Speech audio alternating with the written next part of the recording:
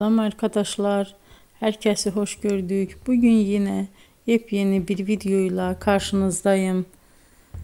Hayranlıkla izlediğimiz Birce Akalay ve İbrahim Çelikkol'dan çok güzel kareler hazırladık. Onlar Siyah Beyaz Aşk dizisinde Ferhat ve Aslı karakterlerine hayat vermiştiler ve herkes tarafından çok beğenilmişti. Biz de onların en özel ve en güzel fotolarını sizler için hazırladık. Bu muhteşem videoların devam etmesini istiyorsanız bol bol yorum yazıp ve bildirimi her zaman açık bırakın ki videoların ilk önce siz görün. Herkese teşekkür ederim. Bizden bu kadar.